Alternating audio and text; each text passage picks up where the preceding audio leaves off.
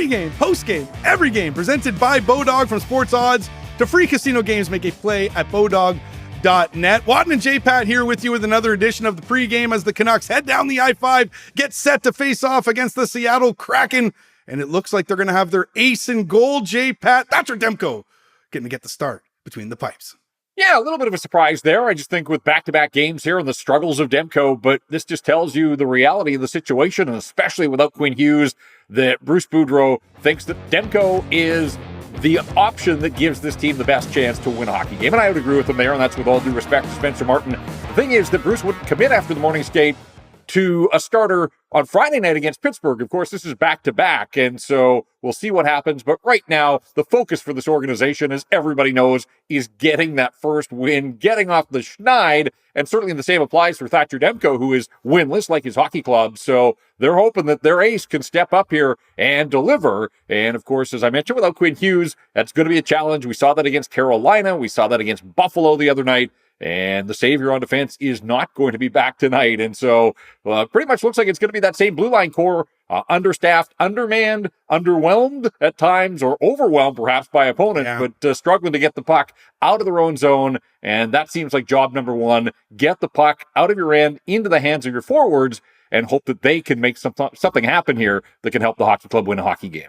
Ever since that second frame in Minnesota, the Canucks offense has dried up. Just 3 goals over their last 7 periods, just one of them at even strength.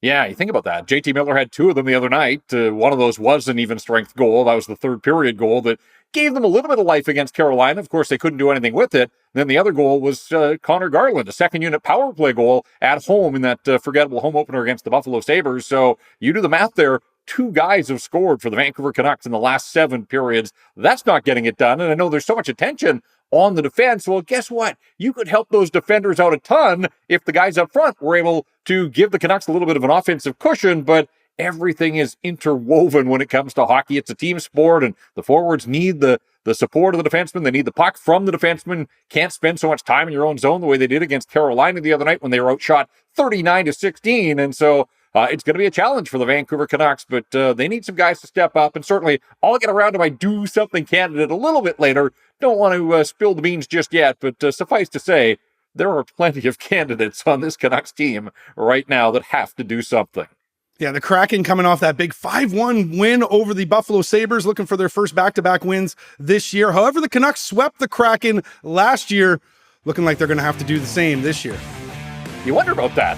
Seattle's already 6 points in front of the Vancouver Canucks. If they win in regulation tonight, they bump that to 8 points. And the way the Canucks are going, if Seattle takes 2 points and the Canucks get none, it just compounds Vancouver's problems. And you wonder at that point, is 8 points in the standings an insurmountable lead for the Canucks? Will they ever reel in the Kraken? So these divisional games are big for the Vancouver Canucks. They're big for Seattle as well. The Kraken want to improve over a fairly underwhelming inaugural season last year. But that is something I suppose the Canucks can hang their hat on, and that is that, yes, in the brief history between these I-5 rivals, the Canucks are 4-0. They swept the Kraken last year. They remember the tail end of that 6-game road trip to start last season. They went in there, had a big third period. Connor Garland down the right wing, faked the shot and slid it home. Got into it with the fan behind the Canuck bench as well. Bo Horvat had a big night in there. So whatever it takes, that was last year. But if they can channel that somehow, some way, some good vibes going back into that building, really, whatever they draw on to get that first win of the season, they have not lost to the Seattle Kraken in regular season play.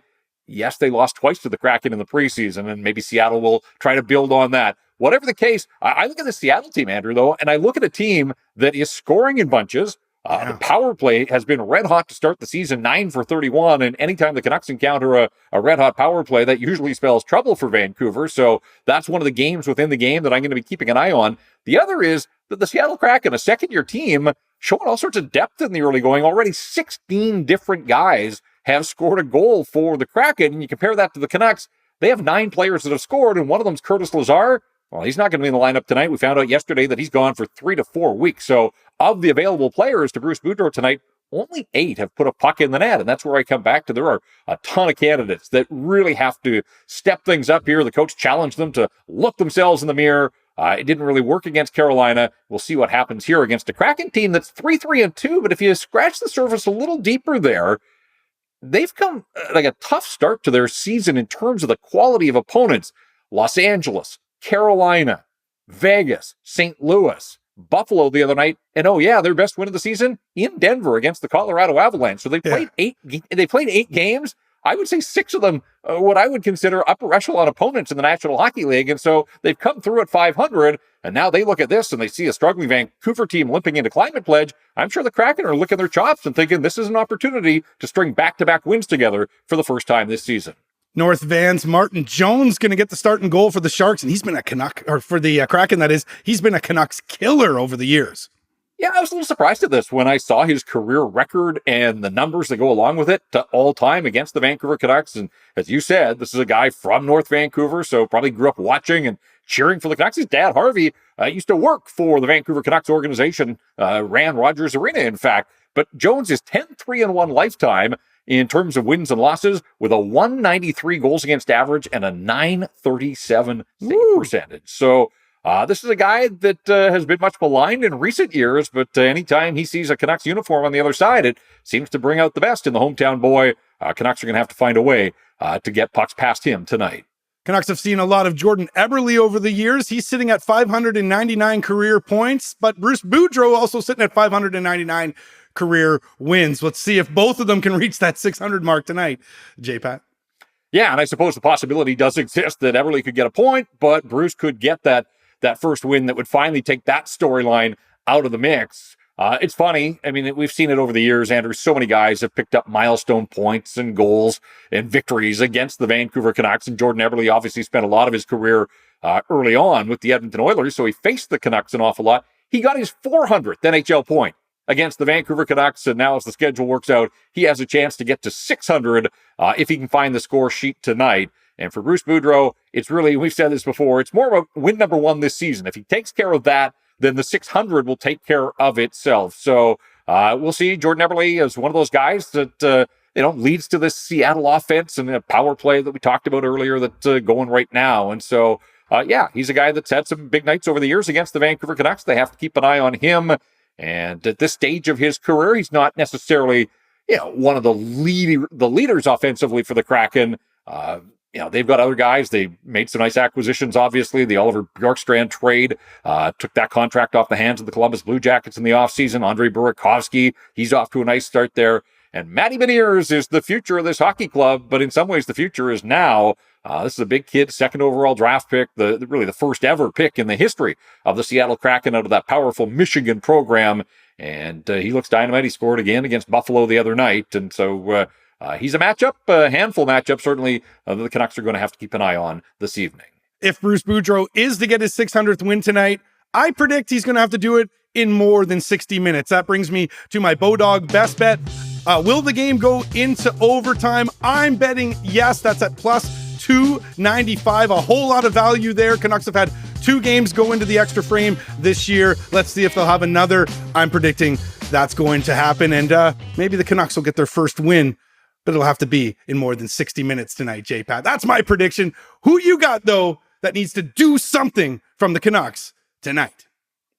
Well, this is his 5th game of the season, and it just feels like it's go time now for Ilya Mikheyev. We've sort of allowed him to ease his way back in after missing most of the preseason. It was a knee injury, and for a guy whose calling card is speed, I don't think we've seen an awful lot of speed. But now that Curtis Lazar is out of the lineup, there is an added importance on the penalty kill for the Vancouver Canucks, and that was one of the reasons that this team went out and targeted Ilya Mikheyev in the offseason.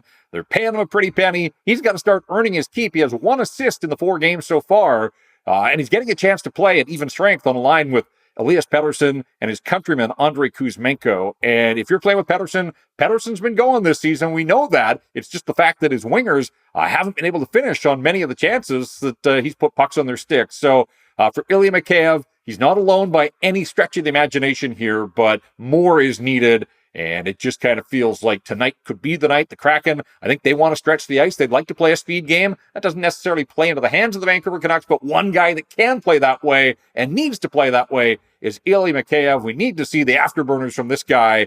And whether it's at even strength, whether it's contributions on the penalty kill, he is my do-something candidate for this hockey game tonight. I'll be able to see some of that speed up close and personal as I'll be down at Climate Pledge Arena tonight. Be sure to follow at Rinkwide Podcast on Instagram. We'll try to get you some behind the scenes looks at that brand new arena down in Seattle. And of course, we'll have the post game for you as quick as we can after the final horn. Should be a good one tonight, JPat, as this rivalry sort of builds more and more. I think it might be building up this year as it looks like the Kraken perhaps might have a step on the Canucks this year. We'll have to see if that's the case tonight in Seattle. This has been another edition of the Rinkwide Vancouver podcast presented by Bodog. For Jeff Paterson, I'm Andrew Wadden. Remember, Rinkwide is the show that always scores.